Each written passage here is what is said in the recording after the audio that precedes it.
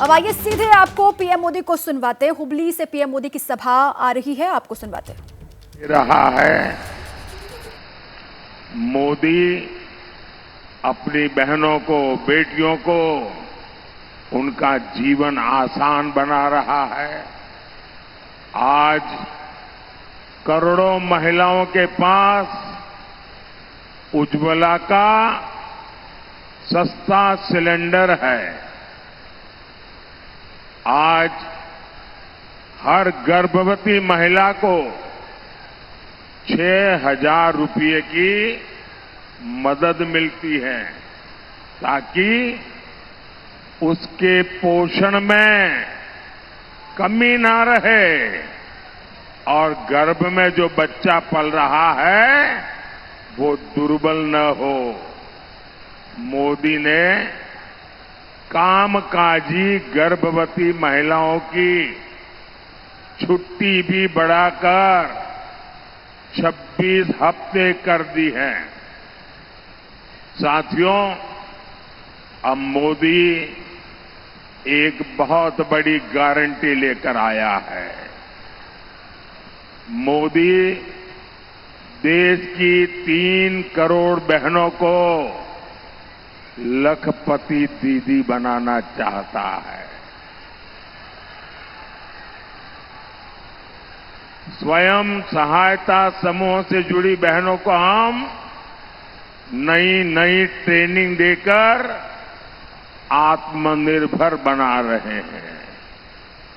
मैंने नमो ड्रोन दीदी योजना से बहनों को ड्रोन पायलट बनाने का काम भी शुरू किया है। इससे खेती में आप जैसी बहनें ड्रोन क्रांति की लीडर बन रही है। साथियों, बहनों की एक बड़ी चिंता बिजली के बिल के लेकर होती है। यहां 2 सज्जन 2 कोने में चित्र बना करके लाए हैं और कब से हाथ ऊपर करके खड़े हैं। आपका हाथ दुख को पेन होगा भैया, लेकिन आप इतने प्यार से लाए हैं और वो भी मेरी मां का चित्र बना के लाए हैं कि इनकम डबल हो जाएगी, वो नहीं की उन्होंने।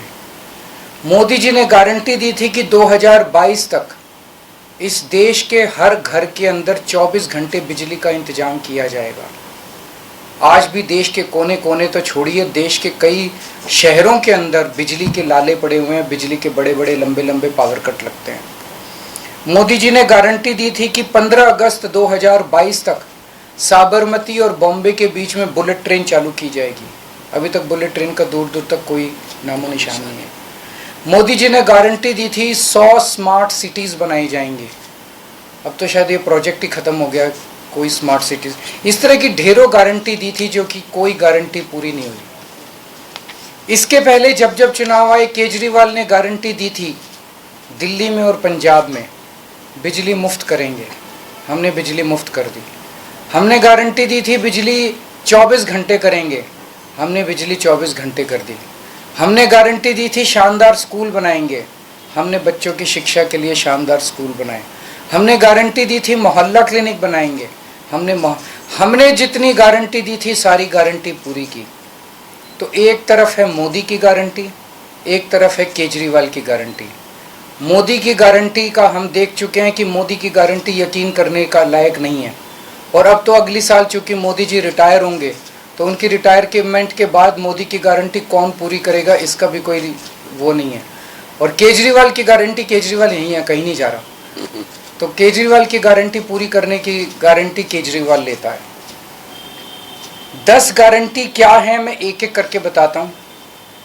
सबसे पहली गारंटी है देश के अंदर 24 घंटे बिजली का इंतजाम करेंगे। कैसे करेंगे? हमारे देश में 3 लाख मेगावाट बिजली प्रोड्यूस करने की क्षमता है, कैपेसिटी है। देश की पीक डिमांड गर्मियों के अंदर पीक डिमांड, देश की सबसे ज़्यादा डिमांड होती है 2 लाख मेगावाट। तो आज हमारा देश जितनी बिजली पैदा कर रहा है, पैदा कर सकता है, जितनी डिमांड है उससे कहीं ज़्यादा बिजली पैदा करने की हमारी क्षमता है। लेकिन मेरे घर के अंदर फिर भी पावर कट लग रहे हैं। क्यों? मैनेजमेंट खराब है। दिल्ली में भी यही हाल था, पंजाब में भी यही हाल था। बिजली तो थी लेकिन मैनेजमेंट खराब था। हमने मैनेजमेंट ठीक करके दिल्ली में भी 24 घंटे बिजली का इंतजाम किया, पंजाब में भी किया, देश में भी करके दिखा सकते हैं क्योंकि हमें एक्सपीरियंस है। देश के गरीब लोगों को बिजली मुफ्त दी जाएगी। दिल्ली में करके दिखाई, पंजाब में करके दिखाई, पूरे देश के अंदर फ्री कर सकते हैं। 1.25 लाख करोड़ रुपए का खर्चा आएगा। एक एक कैलकुलेशन करके लाया हूं मैं, वो देखिए आपको जीत के लाती है।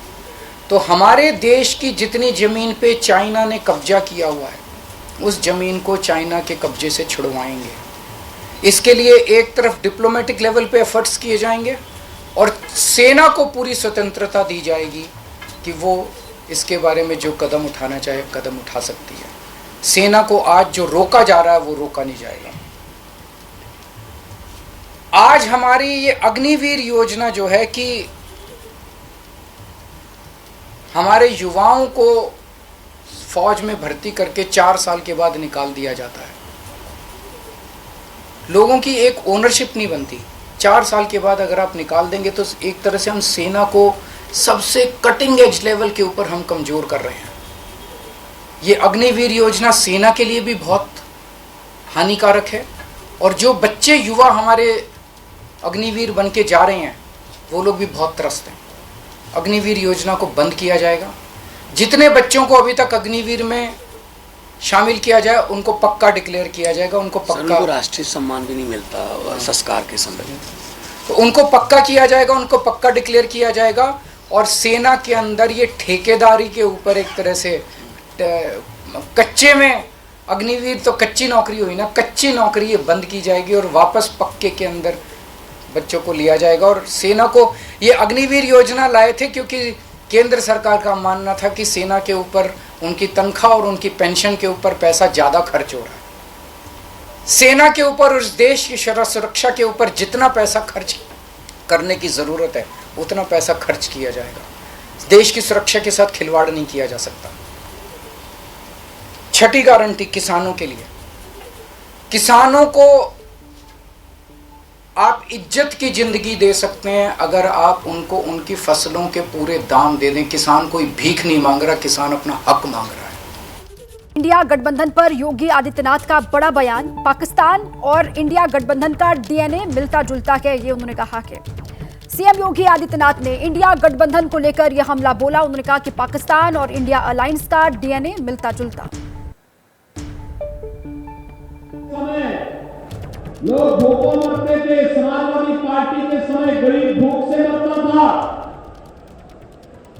जो मैंने कहा ना, पाकिस्तान और इंडी गठबंधन का डीएनए मिलता जुलता दिखाई दे रहा है। उनके समय भूखों मरते थे और उनकी बीमारी उन्होंने कांग्रेस के समर्थन में कहा और पाकिस्तान में भी लोग भूखों मरने लगे। आज शाम पीएम मोदी बिहार की राजधानी पटना में रोड शो करने वाले हैं। पीएम मोदी आज शाम को पटना में आपको नजर आएंगे। वहां पर उनका एक मेगा रोड शो होने वाला है। पटना में रोड शो करके पीएम मोदी इतिहास रचेंगे। पहली मर्तबा पटना में किसी पीएम का रोड शो होने जा रहा है और ये रोड शो शाम 5:30 बजे डाक बंगला से शुरू होगा और इसमें बिहार के मुख्यमंत्री नीतीश कुमार भी शामिल होंगे। तो पीएम मोदी का आज पटना में रोड शो होने वाला है। ऐतिहासिक रोड शो करते हुए आपको नजर आएंगे शाम को पीएम मोदी। पहली बार पटना में किसी पीएम का रोड शो होने जा रहा है। शाम को 5:30 बजे का वक्त है। पीएम का रोड शो शुरू होगा और रूट देखिए आप, डाक बंगला से शुरू होगा, उसके बाद एग्जीबिशन रोड, भट्टाचार्य रोड, पीर मुहानी, कदम कुआ, ठाकुरबाड़ी रोड, बाकरगंज उद्योग भवन। ये रोड शो पीएम मोदी का कहां से गुजरेगा, कहां से शुरू होगा, कहां पर जाकर के खत्म होगा, ये पूरा रूट है। पटना में पीएम मोदी आज मेगा रोड शो करने वाले हैं डाक बंगला से, जिसकी शुरुआत होगी। बिहार की राजधानी पटना में पीएम मोदी के मेगा शो की तैयारियां पूरी हो गई हैं। पटना में पीएम मोदी के कटआउट लगाए गए हैं। सबसे खास बात यह है कि नीतीश कुमार भी इस रोड शो का हिस्सा बनेंगे। पटना से आर्यन आनंद की एक खास रिपोर्ट आपको दिखाते हैं। देश के प्रधानमंत्री नरेंद्र मोदी आज पटना में एक बड़ा जो रोड शो है वो करने वाले हैं और इसको लेकर जो तैयारियां हैं वो प्रशासन के साथ साथ उनके पार्टी स्तर पर पूरी कर ली गई है। इस वक्त हम पटना के सबसे बड़े डाक बंगला चौराहा पर मौजूद हैं और यहाँ कई जो इतिहास है सियासी तौर पर लिखे गए हैं।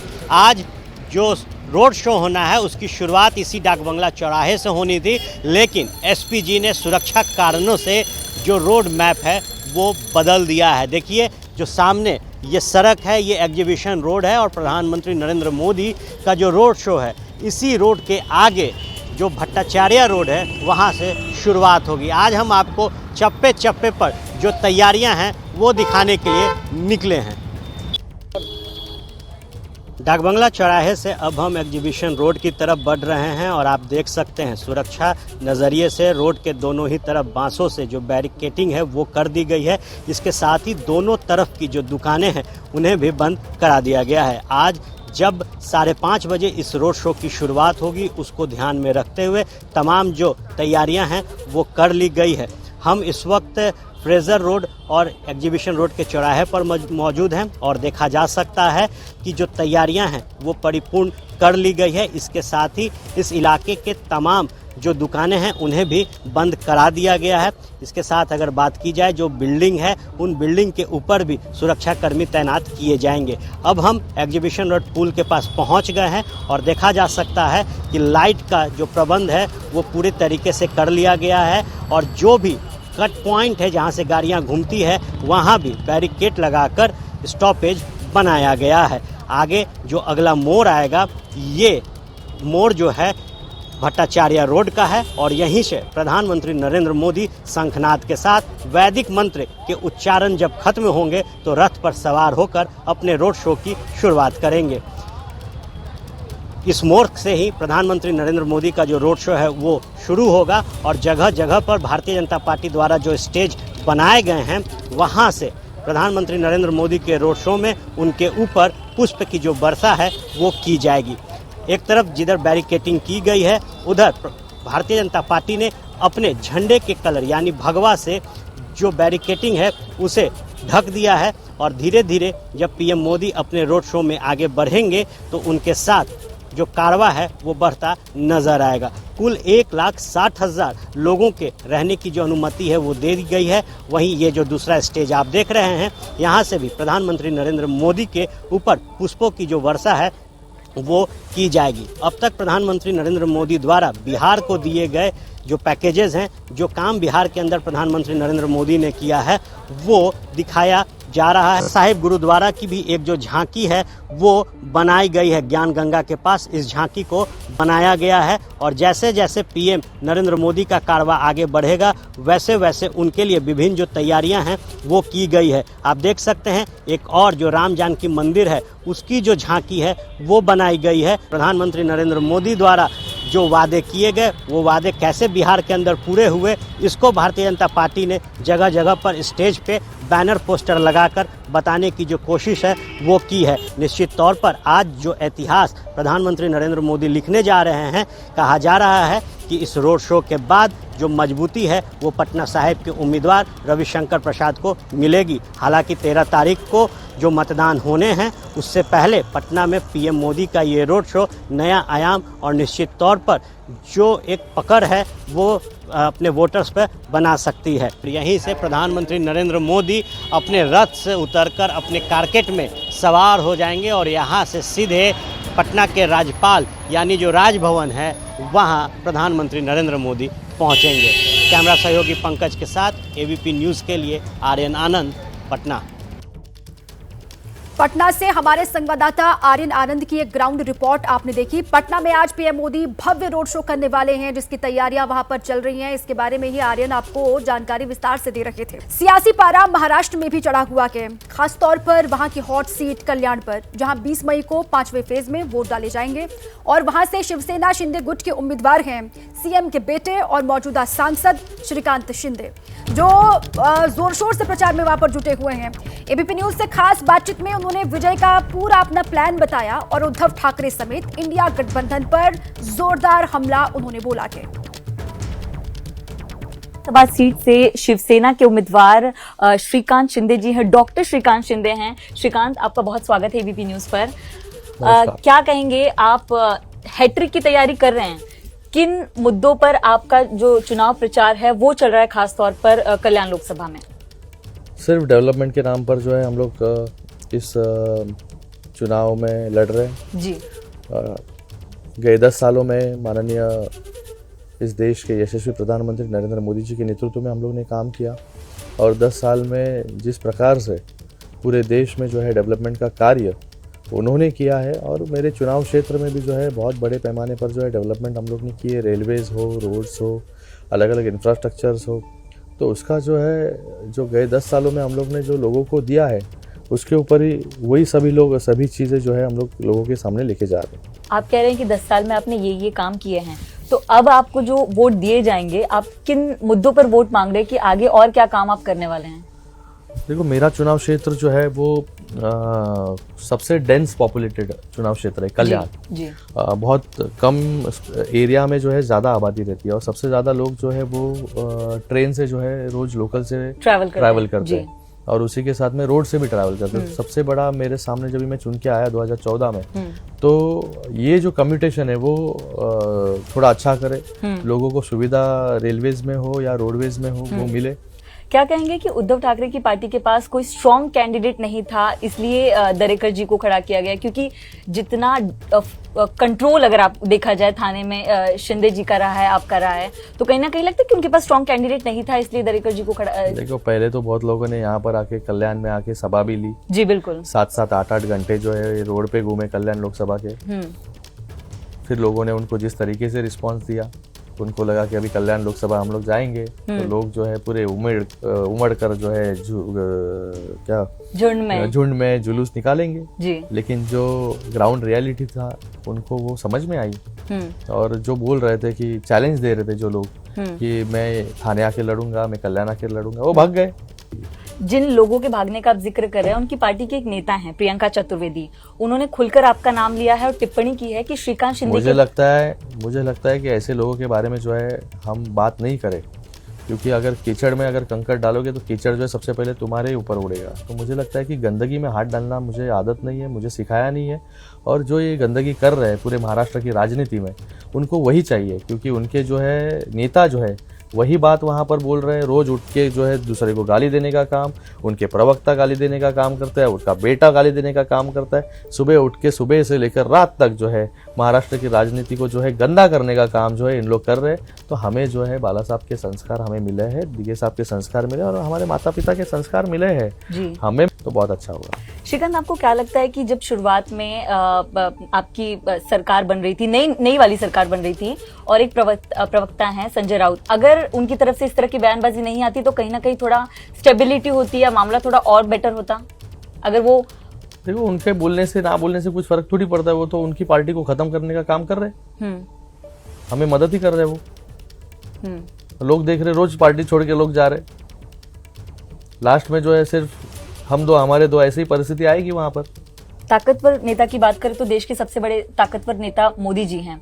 मोदी जी पर भी टिप्पणी की जा रही है, महाराष्ट्र से उनको गार्ड देने की बात की जाती है, औरंगजेब से कंपेयर किया जाता है, उस पर क्या कहेंगे? वही मैं बोल रहा हूँ ना, अभी इनके बारे में तो इनको तो मुंह को लगाम नहीं है। एक मेरा ये सवाल है कि कांग्रेस के नेता हैं नाना पटोले, प्रदेश अध्यक्ष हैं, वो कहते हैं कि जब हम सरकार में आएंगे तो राम मंदिर की शुद्धिकरण करेंगे, वहां पर हम राम दरबार बनाएंगे, तमाम जो गुरु शंकराचार्य हैं उनसे लाकर पूजा करवाएंगे जब हम सरकार में आएंगे। शुद्धिकरण की बात वो कह रहे हैं अब राम मंदिर की, तो इस पर क्या कहेंगे आप? ऐसा मतलब इसके ऊपर हम लोग मतलब क्या टिप्पणी करें, क्योंकि जो राम मंदिर इनको कभी जमा नहीं, 500 साल तक लोगों को इंतजार करना पड़ा। इनकी जब भी सरकार थी 70 सालों तक जो है राम मंदिर का विषय इनके मुंह से नहीं निकला, उसके लिए कभी कोशिश नहीं की। आज मोदी जी ने जो है राम मंदिर वहाँ पर बनाया है जी। लाखों लोग जो है वहाँ पर दर्शन के लिए जा रहे हैं, मोदी जी के प्रयासों से जो है वहाँ पर राम मंदिर बना है। तो ये कौन से शुद्धि करने वाले मुझे पता नहीं, इनको जो है खुद की शुद्धिकरण का बहुत ज़रूरत है। जी एक मेरा सवाल है कि आप लगातार प्रचार में जब जा रहे हैं, क्या इसका असर पड़ रहा है कि विपक्ष के पास जो है प्राइम मिनिस्टर फेस नहीं है, तो लोग ज्यादा विश्वास जो है वो प्रधानमंत्री मोदी की तरफ बढ़ते दिखाई दे रहा है? देखो, लोग बहुत होशियार है। लोगों को जो है पता है क्या करना है। गए 10 सालों में जो विकास कार्य हुए हैं वो देखकर जो है लोग यहाँ पर वोट देंगे, ना कि राहुल गांधी को वोट देंगे। और विपक्ष का चेहरा जो है इनके पास पहले से ही नहीं था। ये जो विपक्ष बना है वो सत्ता के लिए बना है। मुझे वो ऐड बहुत याद आता है और बहुत मज़ेदार लगता है, दूल्हा कौन। तो मुझे लगता है कि ऐसी परिस्थिति उनकी है और लोग जो है फिर से एक बार जो है मोदी जी को चुनकर देंगे, और वो भी स्पष्ट बहुमत से, पूर्ण बहुमत से। और गए 2019 से ज़्यादा लोग जो है सांसद बनकर जो है दिल्ली पहुंचेंगे और फिर से इस देश की कमान मोदी जी संभालेंगे और देश को आगे लेके जाने का काम जो है मोदी जी करेंगे। उत्तराखंड के सीएम पुष्कर सिंह धामी ने एबीपी न्यूज से खास बातचीत में अरविंद केजरीवाल पर बड़ा हमला बोला कि धामी ने केजरीवाल पर भ्रम फैलाने का आरोप लगाया। उत्तराखंड के मुख्यमंत्री पुष्कर सिंह धामी ने एबीपी न्यूज से खास बातचीत की है और बातचीत के दौरान उन्होंने अरविंद केजरीवाल पर हमला बोला। आपको सुनवाते हैं। लोकसभा चुनाव में उत्तराखंड के मुख्यमंत्री पुष्कर सिंह धामी देश भर में प्रचार कर रहे हैं और इसी कड़ी में लखनऊ पहुंचे हैं। कई जिलों में जाकर के रैलियां और कार्यक्रम कर रहे हैं। क्या माहौल देख रहे हैं धामी जी? देखिए, पूरे देश का जन गण मन हर वर्ग आदरणीय प्रधानमंत्री मोदी जी को तीसरी बार प्रधानमंत्री बनाने के लिए एक तरह से संकल्प लेकर आगे बढ़ रहा है। और मतदान दिवस जिसका भी जिस चरण में आ रहा है वो मतदान दिवस की प्रतीक्षा कर रहा है। अब आपको सीधे हम रायबरेली लेके चलते हैं। अमित शाह सभा को संबोधित कर रहे हैं, आपको सुनवाते हैं। प्रणाम कर कर मेरी बात की शुरुआत करना। भाइयों बहनों, मैं आज आपको कुछ विशेष बात कर कर आ रहा है। मन खोलकर रायबरेली वालों से बात करना चाहता हूं। भाइयों बहनों, देश भर में जहां जाते हैं 400 पार का नारा लगता है। मैं पूरब जाऊं, पश्चिम जाऊं, उत्तर जाऊं, दक्षिण जाऊं, हर जगह 400 पार का नारा लगता है। 400 पार तो तभी हो सकती है जब देश में, पूरे देश में मोदी जी को 400 सीटें जिता कर दे। वो होने ही वाला है। मगर मैं आपको एक बात बताने आया हूं। अगर एक ही सीट जीतकर 400 पार का मतलब पूरा हो जाए तो वो काम करना चाहिए या नहीं करना चाहिए? जरा जोर से बोलो, करना चाहिए या नहीं करना चाहिए? तो मैं आपको बताता हूं, रायबरेली में कमल खिला दो, 400 पार अपने आप हो जाएगा। भाइयों बहनों, यहां पर कई सारे लोगों ने मुझे कहा कि ये परिवार का सीट है। मैं बहन प्रियंका जी का भाषण सुन रहा था। उन्होंने कहा मैं मेरे परिवार से वोट मांगने आई हूं। बात तो उनकी सही है।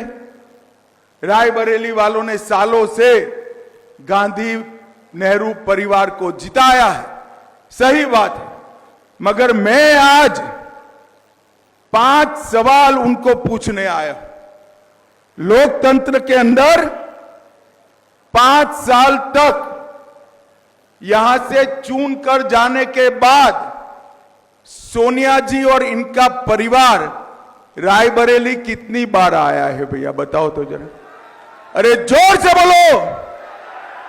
भाइयों बहनों, मैं इतना भी कहना चाहता हूं, चलो सोनिया जी की तबीयत थोड़ी नादुरुस्त रहती है। राहुल बाबा या प्रियंका बहन आए हैं?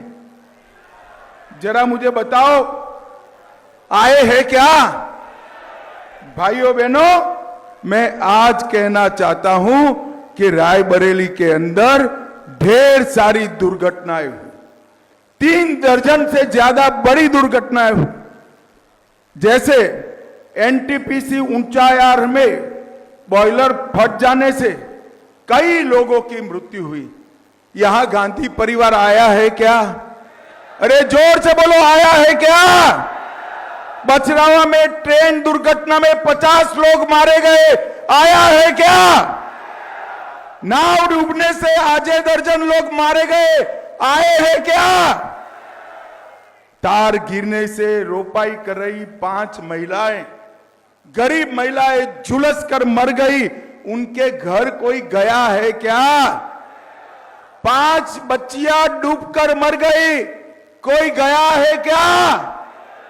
बहन प्रियंका, ये परिवार है आपका, और हमारा दिनेश प्रताप, ये 5 में से एक भी घटना ऐसी नहीं है जहां घर पे बैठने के लिए नहीं गए। भाइयों बहनों, सांसद कैसा चाहिए? जनता की खुशी में खुशी हो और जनता के गम में गम को वहन करे, ऐसा सांसद चाहिए। मुझे बताइए, ये शाहजादे आज यहां वोट मांगने आए हैं, इतने सालों से वोट दे रहे हो, मेरे सामने विशाल जनसमूह 40-50 हजार का बैठा है, सांसद निधि से आपको कुछ मिला है क्या? जरा बोलो, मिला है क्या? उन्होंने खर्च पूरी की है, मैं हिसाब लेकर आया हूं, पूरा खर्चा किया है भाई। अब आप कह रहे हो मिला नहीं है, तो कहां गया? कहां गया? कहां गया? ये उनकी वोट बैंक में खर्च किया। भाइयों बहनों, आप उनकी वोट बैंक नहीं हो, आप उनकी वोट बैंक नहीं। 70% से ज्यादा सांसद राशि माइनॉरिटी में खर्च करने का काम सोनिया गांधी जी ने किया है। भाइयों बहनों, मैं आज आपको कहने आया हूं, पूरे उत्तर प्रदेश में, मैं बाद में बात करता हूं, मोदी जी ने विकास की बहार चलाई, मगर ये परिवार यहां एक बाड़ लगाकर बैठा है, विकास को रायबरेली में घुसने नहीं देता है।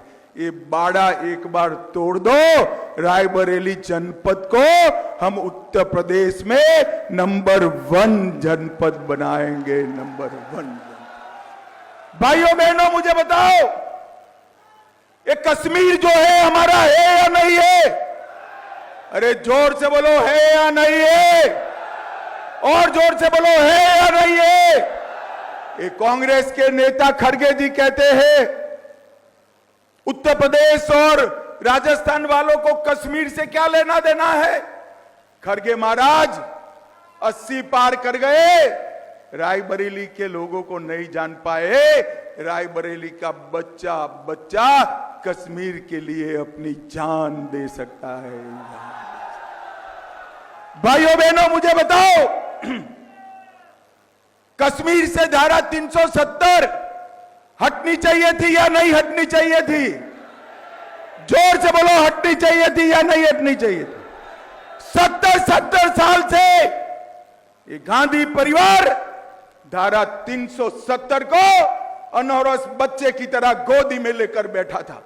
आपने मोदी जी को दूसरी बार प्रधानमंत्री बनाया, 5 अगस्त 2019 को मोदी जी ने धारा 370 को समाप्त कर दिया और कश्मीर हमेशा के लिए भारत का हिस्सा बन गया। भाइयों बहनों, जब मैं धारा 370 का हटाने का बिल लेकर खड़ा हुआ, ये राहुल बाबा कहते हैं मत हटाओ, मत हटाओ।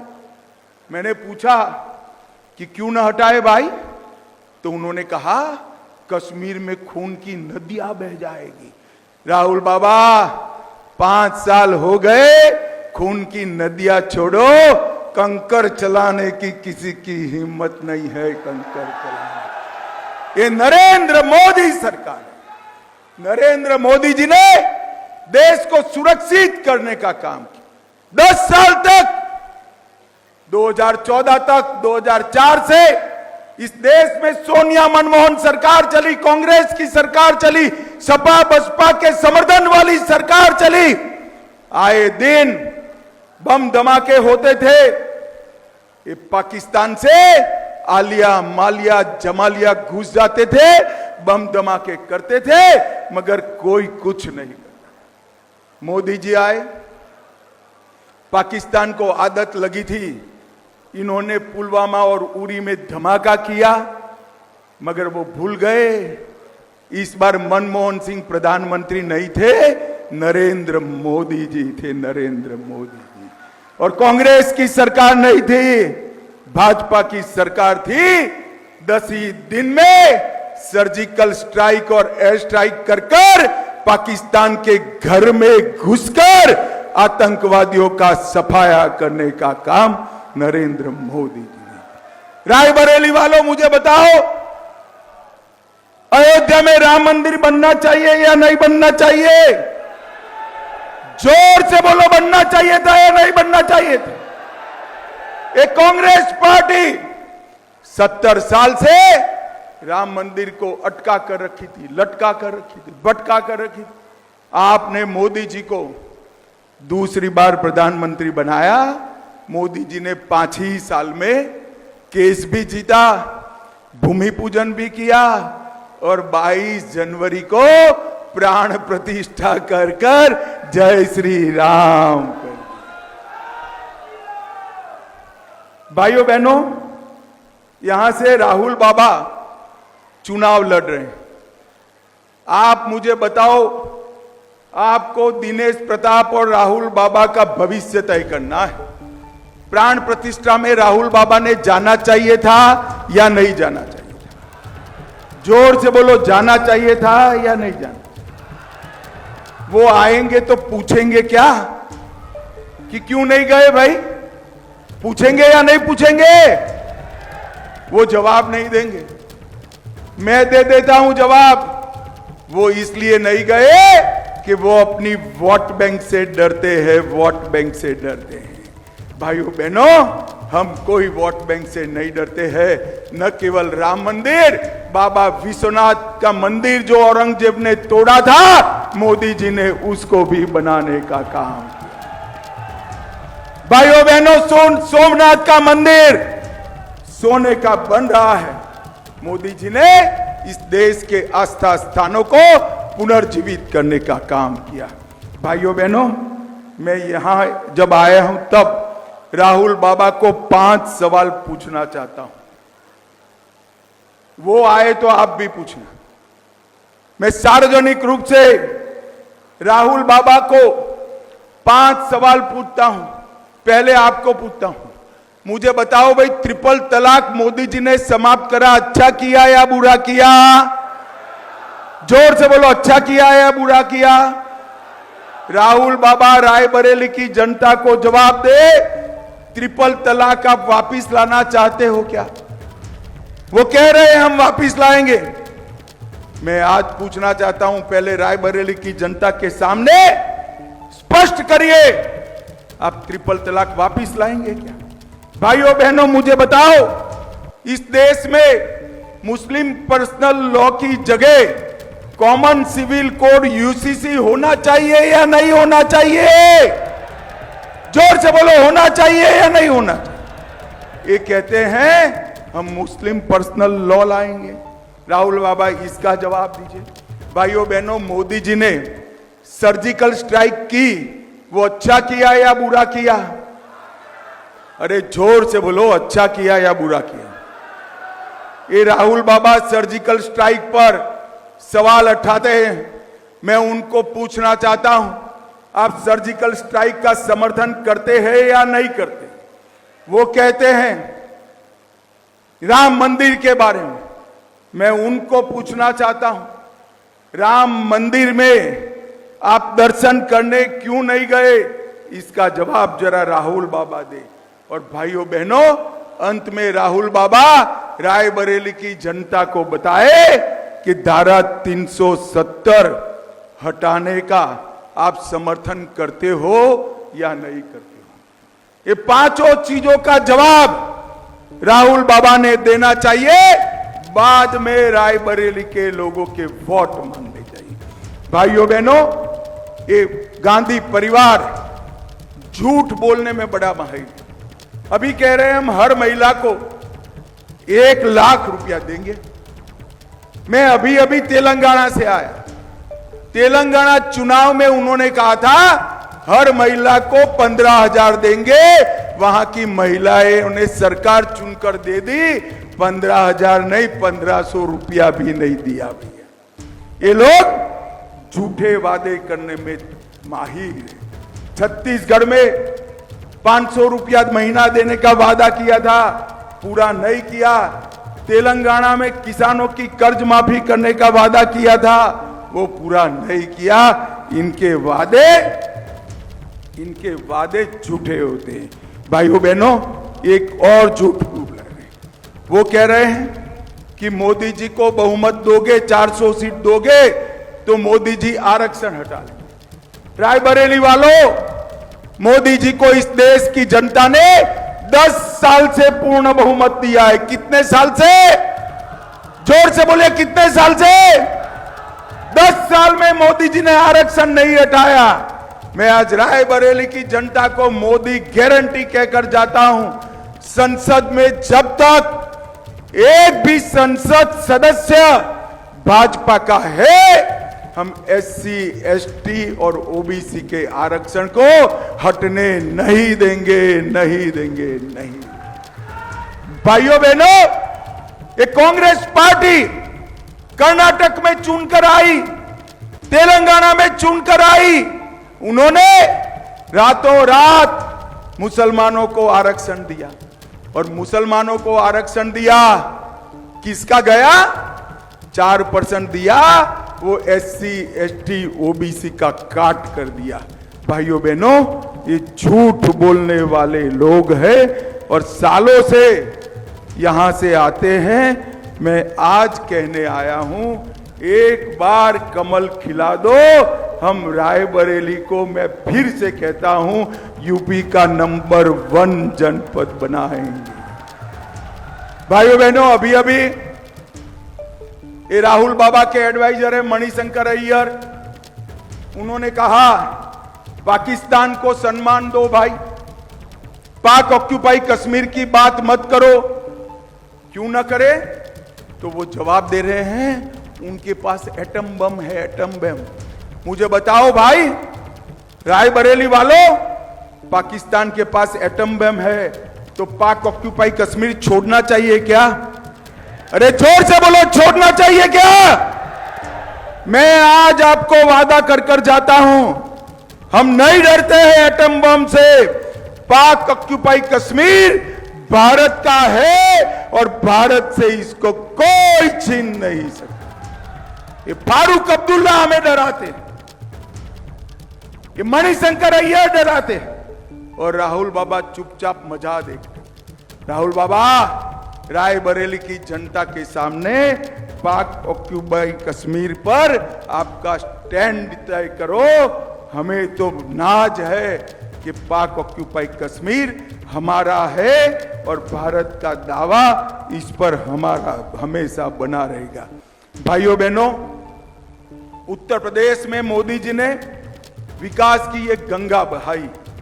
Purvanchal express, Bundelkhand express, Gorakhpur express, Ballia express, Ganga express, लगभग 14 एक्सप्रेस वे बनाकर उत्तर प्रदेश का विकास किया। 7,000 किलोमीटर एक्सप्रेस नेशनल हाईवे छोड़े थे, हम 12,000 किलोमीटर पर ले गए। हवाई अड्डे 2 छोड़कर गए थे, हमने 9 बना दिए और 12 बन रहे हैं। और जेवर में एशिया का सबसे बड़ा हवाई अड्डा उत्तर प्रदेश में बन रहा है। 2 ही शहरों में मेट्रो थी, आज 5 में है। मेडिकल कॉलेज 12 थी, आज 68 है और 22 नई बन रही है। 2 एम्स बने गोरखपुर और रायबरेली में। 30 नहर योजनाओं से 50 लाख किसानों की 23 लाख हेक्टेयर भूमि को सिंचित किया। डिफेंस कॉरिडोर बना। मोबाइल मैन्युफैक्चरिंग देश का 60% यूपी में हो रहा है। मेडिकल डिवाइस पार्क बना, फिल्म सिटी बनी, टॉय पार्क बना, क्राफ्ट पार्क बना और लॉजिस्टिक हब भी बना। ग्रेटर नोएडा में IIT आया, बरेली में मेगा फूड पार्क आया, उन्नाव में ट्रांस गंगा सिटी बना, गोरखपुर में प्लास्टिक पार्क बना, मगर यहां घुसने ही नहीं देते हैं। यहां के विकास के ताले की चाबी दिनेश प्रताप है।